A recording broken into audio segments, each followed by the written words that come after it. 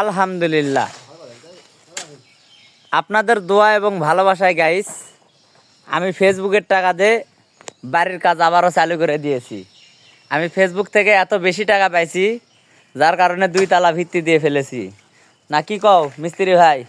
না হ্যাঁ, হলো জমির টাকা, জমির টাকা, জমি বেচা। জমি বিক্রি করছি আমি। হ্যাঁ। হ্যাঁ, সত্য কথা বললেন আপনি। না ভাই তুমি এখানে কি করো? ছোট ভাই কি করো এখানে? মাটি উঠাও। হ্যাঁ, তো যাই হোক দেখতেই পাইতেছেন এই যে আমার রুম।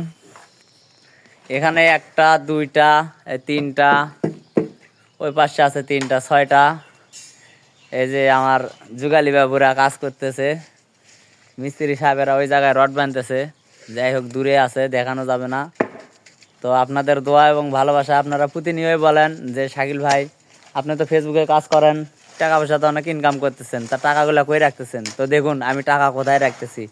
টাকা আমি মাটির নিচে গাড়ে রাখতেছি। এই যে টাকা কাটতেছি মানে আমি এখানে শক্তি পুঁতে রাখতেছি।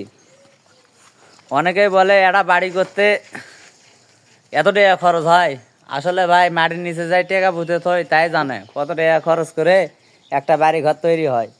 তো যাই হোক, এই যে হেল্পাররা কাজ করতেছে সুন্দরভাবে। এখানে মাটি পড়ে গেছিলো বৃষ্টি করার কারণে, বেচগুলাতে পানি হওয়ার কারণে মাটি উপর থেকে পড়ে গেছিল, তাই না?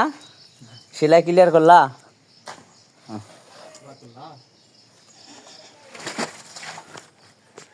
এই যে আমি খালি গায়ে দাঁড়িয়ে আছি আর কাজ দেখতেছি কিরকম কাজ করতেছে সবাই।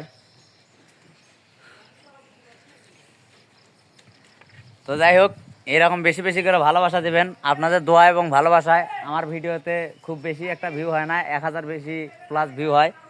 তো এই 1000 প্লাস ভিউ আমি কিন্তু 20-30 হাজার টাকা করে ইনকাম করি মাসিক, আর সেই টাকাতে বাড়ি ঘর করতেছি। আর ওই যে ওখান থেকে মিস্ত্রি ডাকতেছে। কি হলো? হ্যাঁ, ওরে বাপরে, থাই মুই যাচ্ছ কেমন? তো যাই হোক, এই যে এখানে আমার মিস্ত্রিরা রড বাঁধতেছে, আমি দেখে এখানে আসি।